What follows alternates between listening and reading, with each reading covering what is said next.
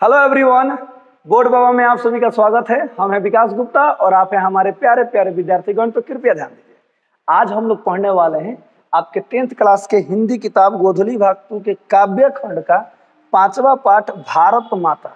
जी हाँ, भारत माता का पूरा पाठ का लाइन बाय लाइन, एक एक लाइन पूरा का पूरा कविता का भावार्थ पढ़ने वाले हैं और साथ ही साथ कवि परिचय यानी सुमित्रा नंदन पंत जी के बारे में भी हम लोग पूरा लाइन बाय लाइन जानने वाले हैं। एक एक लाइन आपके एग्जाम के लिए इंपॉर्टेंट होने वाला है। तो चलिए शुरू करते हैं। पूरा का पूरा वीडियो में हम पूरा का पूरा कविता का भावार्थ पढ़ लेंगे। आइए शुरू करते हैं। जैसा कि काव्य खंड है, 5वां लेसन है भारत माता, सुमित्रा नंदन पंत जी ने लिखा है, सभी को पता है। चलिए पहले कवि परिचय देख लेते हैं और उसके बाद से पाठ को पढ़ेंगे। ध्यान दीजिएगा, कवि। तो इस पाठ यानी भारत माता पाठ के कवि कौन है? सुमित्रा नंदन पंत जी हैं। देखिए यहाँ पे एक बात लिखा गया है, प्रकृति का सुकुमार कवि के रूप में सुविख्यात। यानी देखिएगा, प्रकृति का सुकुमार, इन्हें ना प्रकृति के सुकुमार के रूप में भी जाना जाता है। यानी प्रकृति के सुकुमार कवि कौन है? तो हमारे सुमित्रा नंदन पंत जी। क्यों क्यों कहा जाता है इन्हें? देखिए, ये ना प्रकृति के पुजारी थे, यानी इनको प्रकृति से बहुत ज्यादा प्यार था, प्रकृति के बारे में इन्होंने बहुत ज्यादा लिखा है, इसलिए इन्हें प्रकृति के सुकुमार के नाम से भी जाना जाता है। ओके, आगे बढ़ते हैं। इनका जन्म 1900 में हुआ था।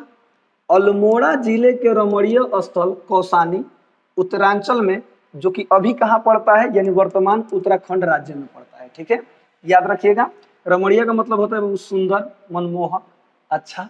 ठीक है, अल्मोड़ा जिले के कौसानी में इनका क्या हुआ था? जन्म हुआ था 1900 ईस्वी में। आगे देखिए, इनका निधन हुआ था 29 दिसंबर 1977 को।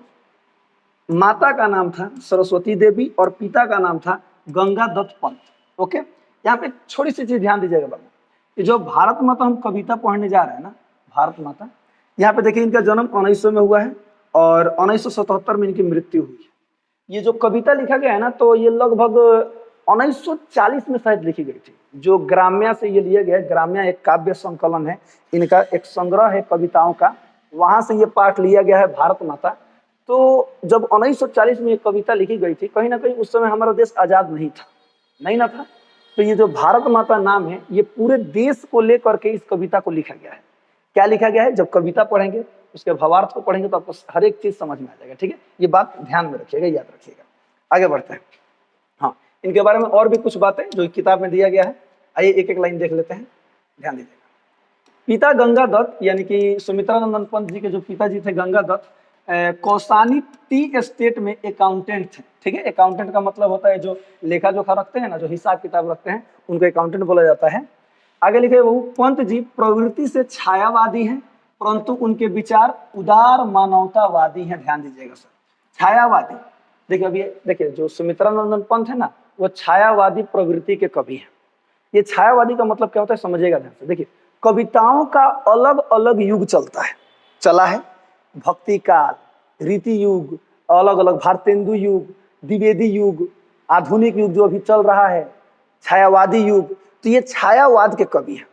जो छाया, देखिए अब जैसे भक्ति युग में क्या लिखा गया था, तो भक्ति युग में किस प्रकार की कविताएं लिखी जाती थी? केवल भक्ति, भगवान के बारे में कविताएं लिखी जाती थी। रीति युग में केवल प्यार मोहब्बत के बारे में कविताएं लिखी जाती थी। इसी प्रकार से अलग अलग युग जब आया ना, जिस प्रकार का युग था उस प्रकार का ही कविताएं, मतलब उस प्रकार की ही कविताएं लिखी जाती थी। उसी तरह से ये है कि वो छायावादी। ठीक है, तो छायावादी का काल लगभग 1920 से 35 के बीच चला था। 1920 से 35 के बीच चला था। तो उस समय के कवि हैं, जैसा कि जन्म 1900 में हुआ और 1977 में क्या हुई? मृत्यु हुई। तो इसलिए ये छायावादी कवि है। ओके, आगे बढ़ते हैं।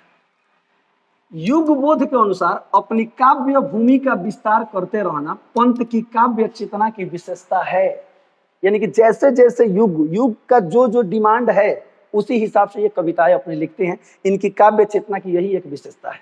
आगे देखिएगा, आगे लिखा गया है, वे प्रारंभ में प्रकृति सौंदर्य से अभिभूत हुए। यानी कि जब शुरुआत में वो कविता लिखना चालू किए ना, तो उन्हें ना प्रकृति से बहुत ज्यादा प्रेम हुआ, यानी प्रकृति से अभिभूत हुए। फिर मानव सौंदर्य से, यानी प्रकृति सौंदर्य के बाद मानव सौंदर्य, यानी कि मानव की सुंदरता है सुंदरता ना, यानी मानव समाज कितना सुंदर है, मानव जीवन कितना बेहतर है। आगे जब अब और इस मानव सौंदर्य ने उन्हें समाजवाद की ओर आकृष्ट किया। समाजवाद, समाजवाद का मतलब यहाँ पे ये हुआ कि ऐसा समाज जिसमें किसी प्रकार का छल कपट न हो, द्वेष न हो, हिंसा न हो, सभी लोग सत्य और अहिंसा के मार्ग पर चले और सभी किसी के भी अंदर मतलब छल और कपट न हो, वैसा समाज। सुनिएगा, समाजवाद की ओर आकृष्ट किया। समाजवाद से वे अरविंद दर्शन की ओर प्रवृत्त हुए। सुनिएगा ध्यान से। अब ये अरविंद दर्शन क्या है, चलिए इसके बारे में थोड़ा सा बताता हूँ, सुनिएगा। श्री अरविंदो, याद रखिएगा, श्री अरविंदो हमारे भारत के ही एक महान कवियों में से एक है। एक कवि थे, स्वतंत्रता सेनानी भी थे, एक दार्शनिक थे, योगी भी थे, संत भी थे।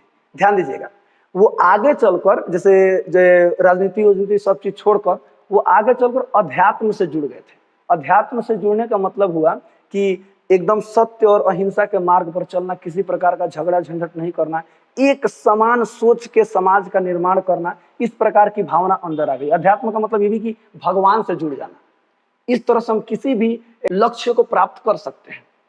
तो वही कह रहे हैं कि उसी प्रकार से सुमित्रा नंदन पंत सबसे पहले प्रकृति सौंदर्य से अभिभूत हुए, फिर मानव सौंदर्य से, फिर उसके बाद से समाजवाद से, उसके बाद इस समाजवाद ने उन्हें अरविंद दर्शन की ओर प्रवृत्त किया। यहीं से मतलब प्रेरित होकर ये अरविंद दर्शन की ओर प्रवृत्त हो गए। ओके, आगे देखिएगा, आगे लिखा गया बाबू, वे माने कौन?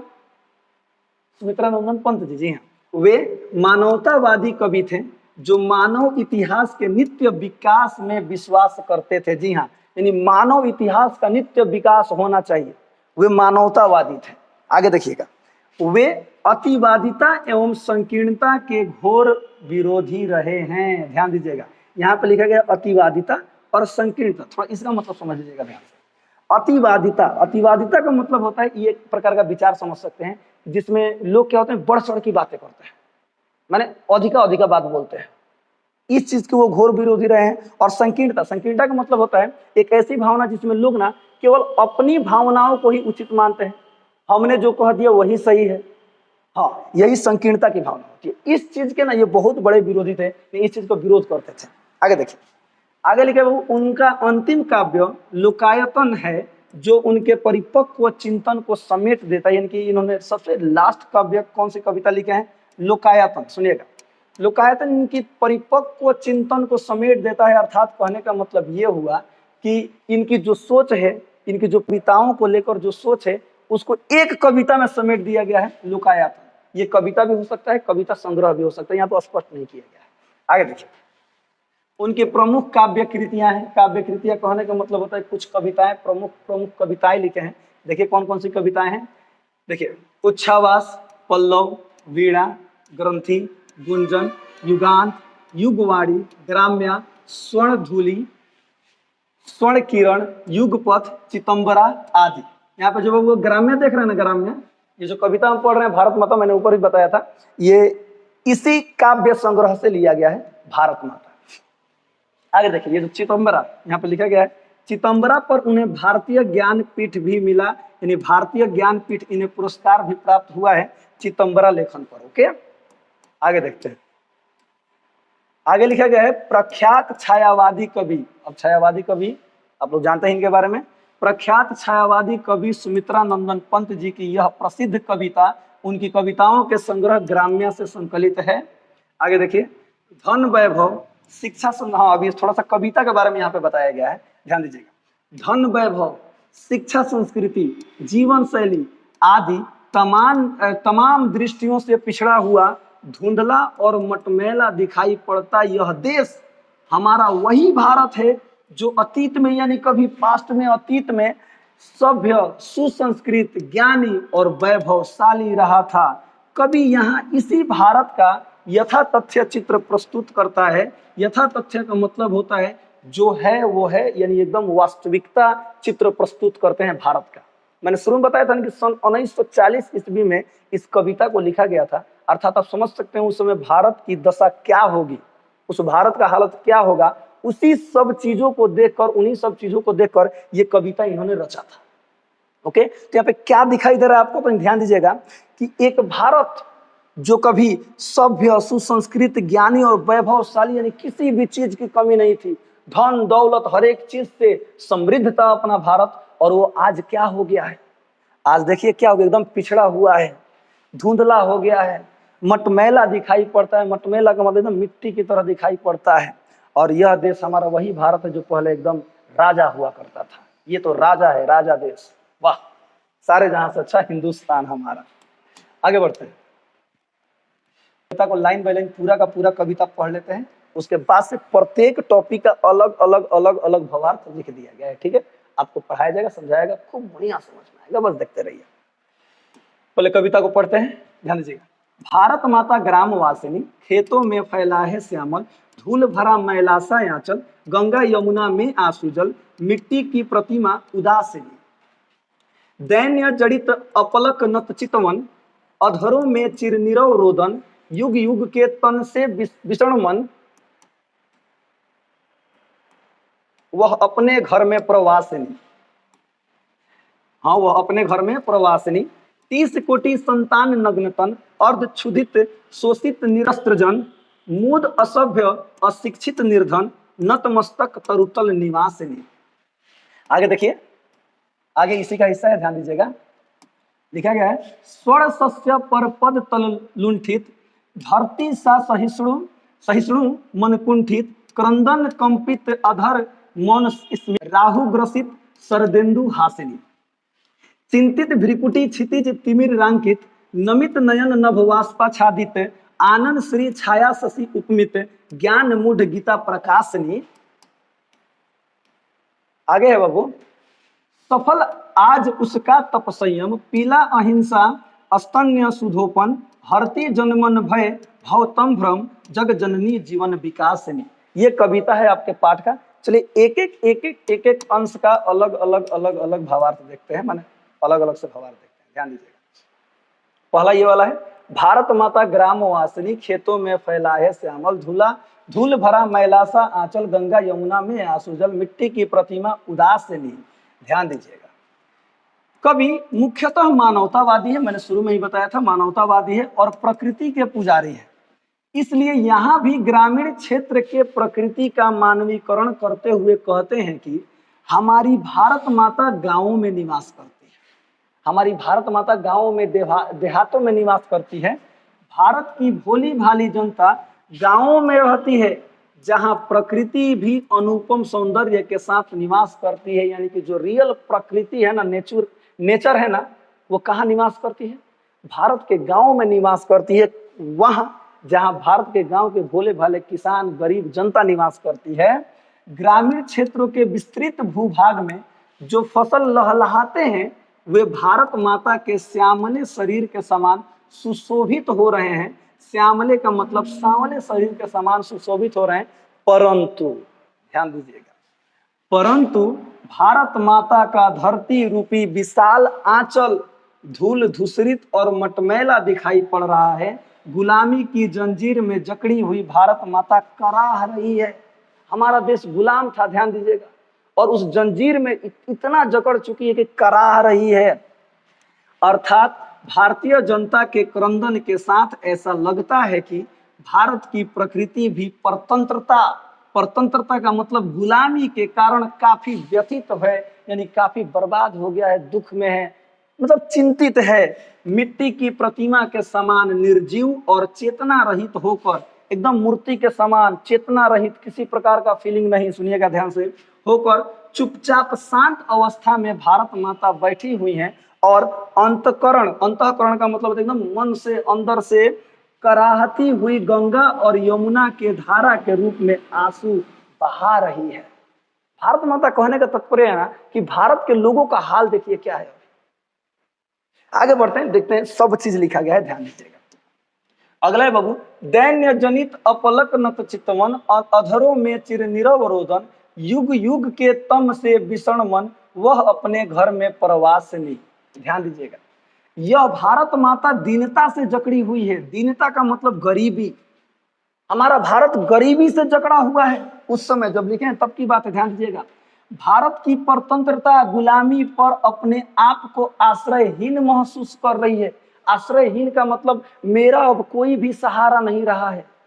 भारत माता को ऐसा लग रहा है कि मेरा अब कोई सहारा नहीं है, और जैसे लगता है कि बिना पलक गिराए हुए, अपनी दृष्टि को झुकाए हुए कुछ गंभीर चिंता में पड़ी हुई है, एकदम बिना पलक गिराए हुए गंभीर चिंता में पड़ी हुई है भारत माता। हमारी भारत माता अपने ओठों पर बहुत दिनों से क्रंदन की उदासीन भाव रखी हुई हैं। क्रंदन का मतलब होता है रोना, समझ सकते हैं, यानी कि रुआइले मुंह, यानी रुआइने मुंह बनाई हुई हैं। जैसे लगता है कि बहुत युगों से अंधकार और विषादमय वातावरण में अपने आप को जकड़ी हुई महसूस कर रही हैं, और यह भी प्रतीत हो रहा है कि अपने ही घर में प्रवासिनी बनी हुई है, यानी अपना ही घर अपने ही घर में गैर हो गई हैं, बेगानी हो गई हैं भारत माता। आगे देखिएगा, इसका अभिप्राय यह है कि अंग्रेज शासक खुद भारत में रहकर भारतवासियों को अपने शासन में कर लिए हैं, अपने शासन में जकड़ लिए हैं। अर्थात भारत देश अंग्रेजों का गुलाम हो चुका था, और जो कहते थे, जैसे फसल उगाने को कहते थे वैसे उगाते थे। जितना कर लेते थे, मतलब जितना कर माने टैक्स, जितना कर देते थे उतना एकदम लेवे करते थे। सोशल साइंस में लोग पढ़े होंगे, नील की खेती आप लोगों ने पढ़ा होगा। अलग अलग नियम कानून, भारत देश अपना भूमि आ दोसर कोनो के नियम कानून लगा के राज करत रहल। आगे देखिएगा, बहुत बहुत बहुत बहुत बहुत गुलामी में जकड़ा है हमारा भारत। अगला है बाबू, 30 कोटि संतान नग्न तन, अर्ध क्षुधित शोषित निरस्त्र जन, मुद असभ्य अशिक्षित निर्धन, नतमस्तक तरुतल निवासिनी। ध्यान दीजिएगा, कवि प्रस्तुत अंश में भारतवासियों के बारे में कहता है कि भारत के 30 करोड़ जनता अंग्रेजों के द्वारा शोषित होने के कारण वस्त्रहीन हो गए हैं। वस्त्रहीन का मतलब एकदम कपड़ा नहीं है उनके शरीर पर। 30 करोड़ जनता, ध्यान दीजिएगा, जो कविता में लिखा गया उसके अनुसार आगे लिखा गया, अर्थात जिस समय भारत गुलाम था उस समय भारत की जनसंख्या लगभग 30 करोड़ थी। लगभग इसलिए लिख, आप लोग देखिएगा ना कि आजादी के समय भारत की जनसंख्या लगभग 35 करोड़ थी। तो कुछ लोग तो अमीर भी तो होंगे ना, जमींदार भी तो होंगे ना, इसलिए यहाँ पे लिखा गया कि लगभग 30 करोड़ जनसंख्या थी। गरीबी की मार ऐसी थी कि उनके शरीर पर कपड़े नहीं थे। इतने लोग गरीब थे ना कि उनके शरीर पे कपड़े तक नहीं थे। आधा पेट खाकर, शोषित होकर, शोषित का मतलब उनका शोषण किया जा रहा था, निहत्थे होकर, अज्ञानी और असभ्य होकर जीवन यापन कर रहे थे, अपना जीवन बिता रहे थे। दासता के बंधन समस्त भारतीयों को अशिक्षित और निर्धन बना दिया था। दासता का बंधन का मतलब होता है जिस गुलाम किए था ना अंग्रेज, इन लोगों को यानी अपने भारतीयों को अशिक्षित और निर्धन यानी गरीब बना दिया था। जैसे लगता था कि हमारी भारत माता ग्रामीण वृक्षों के नीचे सिर झुकाए हुए कोई गंभीर सोच में पड़ी बैठी हुई है, किसी वृक्ष के नीचे बैठी हुई है, एकदम गहरी सोच में, सिर झुकाए हुए, दुख में। आगे देखिएगा, आगे लिखा, स्वर्ण सस्य पर पद तल लुंठित, धरती सा सहिष्णु मन कुंठित, क्रंदन अपित आधार मौन स्मृति स्मित, राहु ग्रसित सरदेंदु हासिनी। सुनिएगा, खेतों में चमकते सोने के समान लहलहाते हुए फसल किसी दूसरे के पैरों के नीचे रौंदा जा रहा है, और हमारी भारत माता धरती के समान सहनशील होकर हृदय में घुटन और कुंठन का वातावरण लेकर जीवन जी रही है। कुंठन का मतलब होता है भोथर हो जाना। समझिएगा ध्यान से, हमारा खेत, हमारी भूमि, हमारे लोग, हमारे किसान, गरीब किसान फसल उगा रहे हैं, मेहनत कर रहे हैं, पसीना बहा रहे हैं, और अंग्रेज आकर उन्हें कुचल रहे हैं। कुचलने का मतलब हुआ उनसे अनाज छीन ले जा रहे हैं, टैक्स वसूल रहे हैं। वही तात्पर्य यहाँ पर है। आगे देखिएगा, मन ही मन रोने के कारण भारत माता के ओठ कांप रहे हैं। मन जो तो नहीं होता है सामने से बस रोए, एकदम ओठ कांप रहे हैं भारत माता के। उसके मुस्कुराहट भी समाप्त हो गई है, यानी भारत माता का मुस्कुराहट भी समाप्त हो गई है।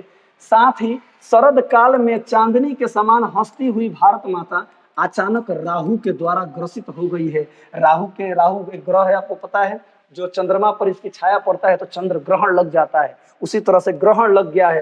प्रस्तुत अंश में गुलामी से जकड़ा भारतवासियों का बहुत ही दर्दनाक चित्र खींचा गया है। यानी कि बहुत ही दर्दनाक, यानी गुलामी से जकड़े हैं जो भारतवासी ना, उनका बहुत ही दर्दनाक यानी दर्द भरा चित्रण इस कविता में प्रस्तुत किया गया है। देख लीजिए, आगे है बाबू, चिंतित भ्रिकुटी क्षितिज तिमिरांकित, नमित नयन नभवास्पा छित, आनंद श्री छाया शशि उपमित, ज्ञान मूढ़ गीता प्रकाशिनी। सुनिएगा ध्यान से, कभी भारत माता का नाम लेकर संपूर्ण भारतीय भाषावाद, जातिवाद, संप्रदायवाद एवं राजनीतिवाद को एकता के सूत्र में पिरोना चाहता है। अर्थात कहने का मतलब जितने भी हमारे देश में भारत भाषा को लेकर विवाद हो रहे हैं, जातिवाद को लेकर विवाद हो रहे हैं, संप्रदायवाद यानी कि धर्म को लेकर विवाद हो रहे हैं, राजनीति में विवाद हो रहे हैं, इन सब को खत्म किया जाए, सभी लोग एकता के एक सूत्र में बंध जाए। ध्यान दीजिएगा, तब तो भारत की 30 करोड़ जनता के मनोभिलाषा को दर्शाते हैं। हमारी भारत माता की भ्रिकुटी चिंता से ग्रसित है। भ्रिकुटी का मतलब होता है ये, सुनिएगा, हम चिंता से होता है ना, लोग चिंता में करते हैं, चिंता से ग्रसित है। संपूर्ण धरातल परतंत्रता रूपो अंधकार से घिरा हुआ यानी गुलामी से घिरा हुआ है हमारा भारत। सभी भारतवासियों के नेत्र झुके हुए हैं। सभी भारतवासी गुलाम थे, डर डर कर जी रहे थे, नेत्र झुके हुए हैं। भारतवासियों का हृदय रूपी आकाश आंसू रूपी वाष्प में बह गया है। सुनिएगा, हृदय रूपी आकाश आंसू रूपी वाष्प में बह गया है। वह चंद्रमा के समान सुंदर और प्रसन्न मुख उदासीन होकर कोई घोर चिंता के सागर में डूब गया है। देखिएगा ध्यान से, चंद्रमा के समान सुंदर और प्रसन्न मुख उदासीन होकर, यानी चंद्रमा में दाग लगकर, सुनिएगा, घोर चिंता के सागर में डूब गया है। जैसे दाग है ना चंद्रमा में, उस तरह से फिर डूब गया है। जो चंद्रमा सुंदर है लेकिन फिर भी उसमें दाग है। ध्यान दीजिएगा, जो भारत माता अज्ञानता को समाप्त करने वालों गीता उत्पन्न की है। सुनिएगा, हाँ सुनिएगा, अज्ञानता को समाप्त करने वाली, सुनिएगा, गीता उत्पन्न की है। भागवत गीता का नाम आप लोगों ने सुना होगा जी। भागवत गीता जो कि हिंदू धर्म का धार्मिक ग्रंथ है, वो भागवत गीता जो कि ज्ञान का भंडार है। देखिए, ज्ञान का भंडार है। उस चीज को हमारे भारत ने उत्पन्न किया, वही आज अज्ञानता के वातावरण में भटक रही है। और वही देश भारत आज एकदम अज्ञानी हो गया है, अज्ञानता के वातावरण में भटक रही है। अर्थात गीता का ज्ञान विश्व को देने वाली भारत माँ आज पराधीन होकर स्वयं ज्ञान मूढ़ बनी हुई है, अर्थात स्वयं मूर्ख बनी हुई है। आगे देखिएगा, आगे लिखा, सफल आज उसका तप संयम, पीला अहिंसा स्तन्य सुधोपन, हरित जन मन भय, भवतम भ्रम जग जननी जीवन विकासनी। ध्यान दीजिएगा, अंतिम पैराग्राफ है। कभी फिर कहते हैं कि यहाँ की धरती बहुत उपजाऊ है, प्राकृतिक संपदा से समृद्ध है, लेकिन भारतवासी निर्धन है। जी हाँ, हमारा भारत देश की भूमि जो है ना, एकदम उपजाऊ है। यहाँ फसल जब लगाते हैं एकदम लहलहा जाते हैं। यहाँ किसी भी चीज की कमी नहीं है, प्रकृति एकदम भरा है, पेड़ पौधे, जल, झील, नदियां, हर एक चीज से परिपूर्ण है। लेकिन फिर भी लोग क्या हैं, गरीब हैं। कभी भारत माता को दुख की प्रतिमा के रूप में प्रस्तुत करने के बाद भारतवासियों से आशा करता है कि अहिंसा, सत्य और तप संयम के मार्ग पर चलकर वे अवश्य सफल होंगे। जग जननी भारत माता जीवन विकासनी के रूप में हमारा मार्गदर्शन करेंगी, अर्थात हमें सिखाएंगी। कब? हमें भारत माता सफल बनाएंगी, हमें चलना सिखाएंगी। कब? जब हम सत्य अहिंसा के मार्ग पर चलेंगे और तप संयम यानी कठिन परिश्रम करेंगे और संयमित रहेंगे, यानी कि कंट्रोलित यानी कि अपने मन पर कंट्रोल रखेंगे, तब जाकर हमें भारत माता क्या करेंगे, सिखाएंगे। ध्यान दीजिएगा, हमारा सौभाग्य है कि हम, हाँ ये लास्ट में लिखा है, सब ध्यान दीजिएगा, हमारा सौभाग्य है कि हम भारत माता की संतान हैं। हमें अपने देश पर गर्व है। हमें अपनी मातृभूमि की रक्षा तन मन धन हर एक चीज से करनी चाहिए। ये था पूरा का पूरा पाठ, पूरा का पूरा भावार्थ। ओके बाबू, इसका पूरा का पूरा ऑब्जेक्टिव और subjective line by line question answer और पूरा का पूरा ऑब्जेक्टिव, प्रीवियस ईयर ऑब्जेक्टिव और पूरा प्रैक्टिस सेट पार्ट से जितने भी बनाए जा सकते हैं, सब के सब ऑब्जेक्टिव डिस्क्रिप्शन में है। जाइए क्लिक कीजिए और देख लीजिए। हंसते रहिए, मुस्कुराते रहिए, हमेशा खुश रहिए। मिलते हैं अगले वीडियो में, तब तक के लिए जय हिंद।